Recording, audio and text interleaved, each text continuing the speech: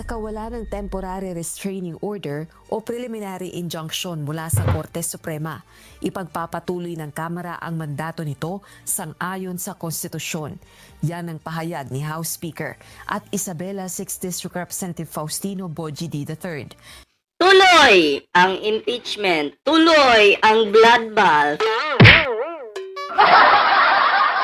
Walang pwedeng humarang. Hindi pwedeng i-stop kahit si Kibuloy, hindi ito pwedeng ipa-stop. Okay? Ang busy talaga, no? Kumakapit sa Supreme Court. Kaya pala medyo maangas-angas yung mayabang ba? Kasi may back up pala.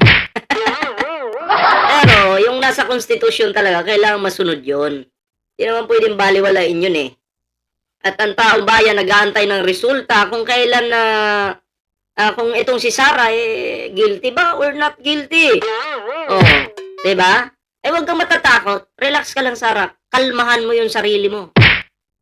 Maglabas ka pa ng maraming tapang sa katawan para hindi ka matakot. Ano ka ba? Kung wala kang tinatago, malinis ka, hindi ka magnanakaw, hindi ka kurap, hindi ka nanunuhol, hindi ka nagbabanta, bakit ka matatakot sa impeachment? Diba? Bakit ka matatakot? Wala ka naman palang kasalanan. Di, dapat maging masaya ka pa nga dahil makiklear yung pangalan mo dyan. Diba? Sasabihin, Sara Duterte, wala palang kasalanan.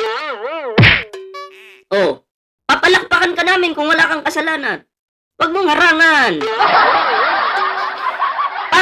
Alam mo, Sara Duterte, yung impeachment na to ngayon, okay? Impeachment ngayon, 2026, para itong utot, or di kaya parang baha, or di kaya parang ulan na hindi mo mapipigilan. Matutuloy at matutuloy. Pag umulan, siguradong may baha. Diba? May baha at, nako, yung basura na yan, makikita natin pag bumaha na. Anyway, bago tayo magtuloy-tuloy sa ating counter-reaction ngayon, ayan, kung bawa pa lang dito sa ating YouTube channel, huwag kalimutang mag-like, share, and subscribe para naman po maging updated kayo sa mga uploads natin. Ayan, syempre, no? Meron po tayong dyan, may TikTok po tayo dyan, may Facebook po tayo dyan, dalawa po yung ating Facebook, Ballpoint Man 2.0 at Ballpoint Man 3.0. Ayan. Follow nyo na po yan, mga pre. At tayo po ay magkita-kita dyan. Para naman maging masaya, no? Yung ating kung kahit saan man tayong social media, Facebook man tayo magkita, TikTok, para naman tayo ay maging masaya. O diba?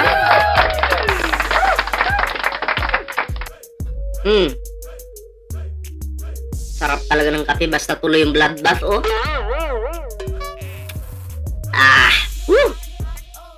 Ayos! So, pakinggan po natin ito. Panoorin po natin ang videong ito. Na wini-welcome ang kautusan ng Korte Suprema sa Kamara. May 10 araw ang kapulungan para magsumite ng komento nito sa Supreme Court kaugnay ng mga petisyong inihain ni na Attorney Israelito Torion at Ano to? Vice Lady Mati? Alam ko yung Mati President Duterte laban sa impeachment proceedings ng House of Representatives.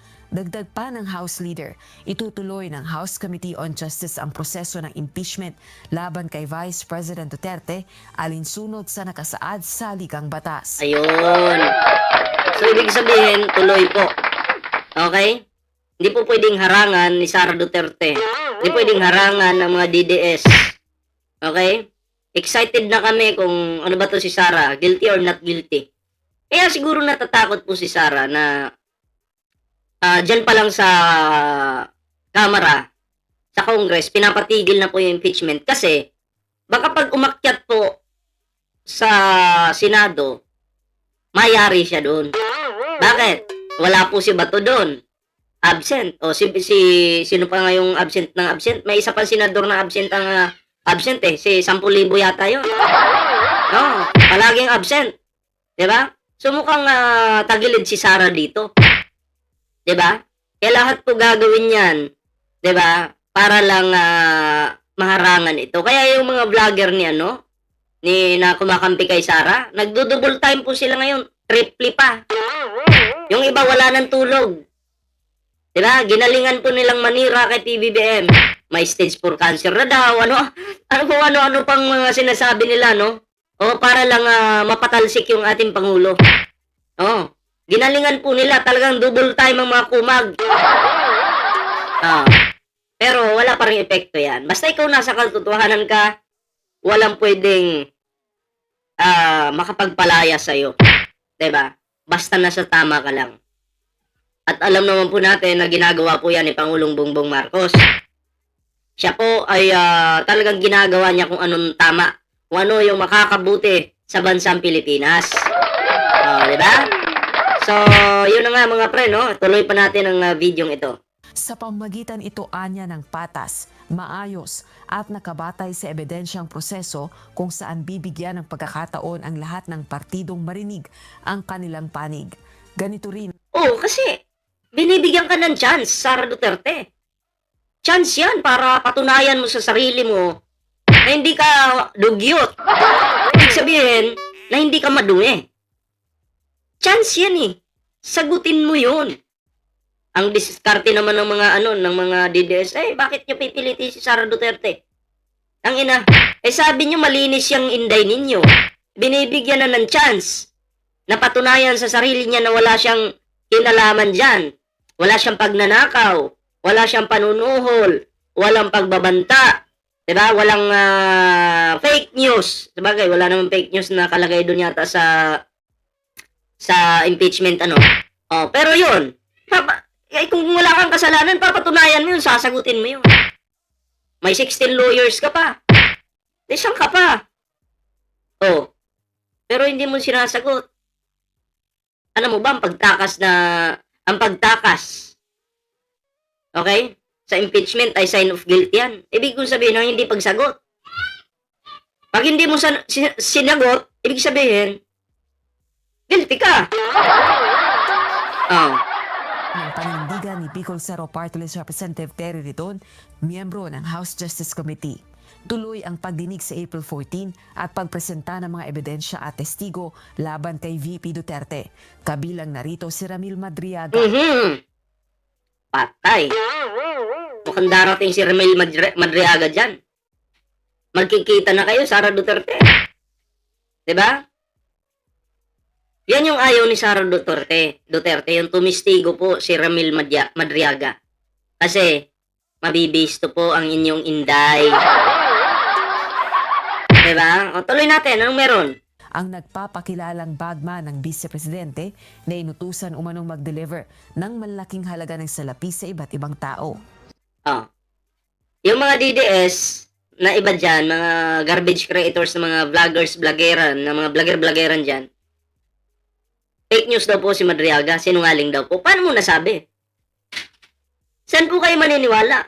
Sa mga vlogger-vlogger na ito, mga garbage creator, o kay Madriaga na siya mismong bagman ni Sara Duterte na binati pa mismo ni Sara Duterte ng Happy Birthday, Sir Ram. Tapos, sasabihin ni Sara, hindi daw kilala. Binati mo pa nga. Ay, nako. Oh, saan po kayo maniniwala? Ay, doon na tayo kay Madriaga. Di ba? April 14. Sasabihin yung walang credibility kasi may kasong kidnapping. Yan yung sinasabi nila eh. Pero kasi naging bagman siya eh. Naging bagman siya. Tandaan natin yan. Okay? Magkasama sila ni Sara Duterte noon sa masamang gawa. Di umano ha. Oh, magkasama sila. Malas ni Sara, nilaglag siya ng kanyang kakilala. Ganon talagang buhay, di ba? Hearing will proceed as it should, no? So the SALNs, the BIR documents, the income tax returns, the financial statements from the Securities and Exchange Commission will be submitted and will be presented on that date.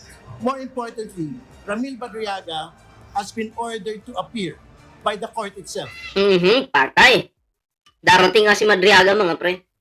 sa itinakdang kailan yun? April 14 ba? April 14 ba? Inaprubahan na ng isang Manila Regional Trial Court ang request ng House Committee na humarap sa impeachment proceedings ni VP Duterte si Madriaga Nako. sa April 14. Oh. Detained April sa kampo- 14 nga, darating na si Madriaga, haharap na. Oh, tuloy ang bloodbath, Sara Inday. Tuloy. Oh, ano kayang gagawin ni Sara dyan? Kakagat kaya sa kuko? Magpapanik kaya? Sigurado yan. Diba? Oh, kabang-abang po yan. At syempre, aabangan natin yan. April 14, no? Diba? Ang inaantay ng lahat. Ang pagpapakita ni Madriaga, ang paglabas ni Madriaga. Pero syempre, dapat ingatan pa rin itong si Madriaga kasi malamang sa malamang, pag-iinitan po yan. Eh, pinagtangkaan na nga yung buhay niyan eh. Diba? Pinagtangkaan na yung buhay niyan. So, dapat ano talaga, tulungan itong si Madriaga na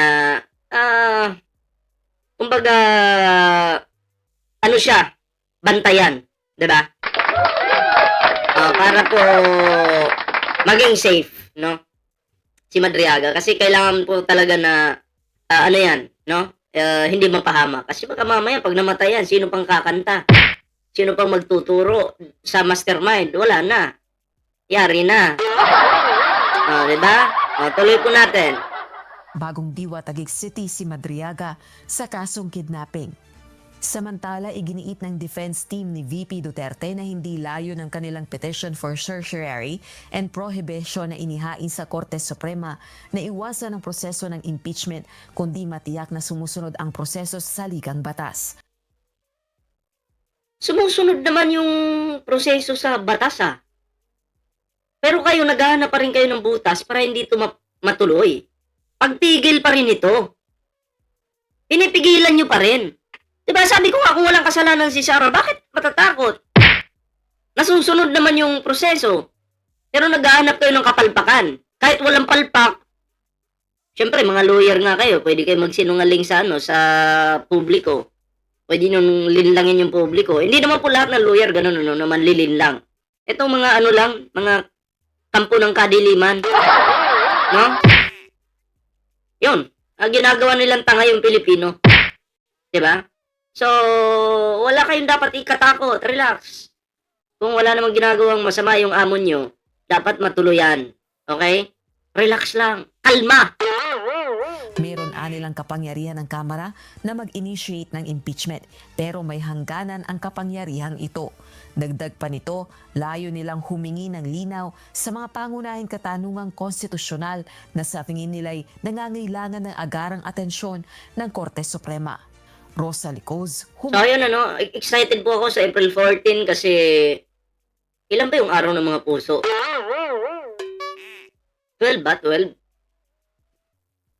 Ay, nakalimutan ko na. Wala na akong alam sa araw ng mga puso. Ano bang... Ngayon ba yun? April ba yun? Wala na akong alam sa araw ng mga puso dahil sa kakontent dito sa mga DDS na to Nakalimutan ko na. Pero excited po tayo sa mangyayari, no? Oo, na ngayong April 14 kasi si Madriaga 100%, 1000% darating at darating po. Okay? Sa pagdinig na yan. Ang tanong, si Sara Duterte magpapakita kaya? Syempre hindi magpapakita yan. Hulaan ko na. Diba? Oo, mako-question siya dun Ang style kasi ni Sara Duterte, pag hindi niya kayang sagutin yung tanong, magtatapang-tapangan siya. Yun yung diskarte niyan Alam na alam ko yan.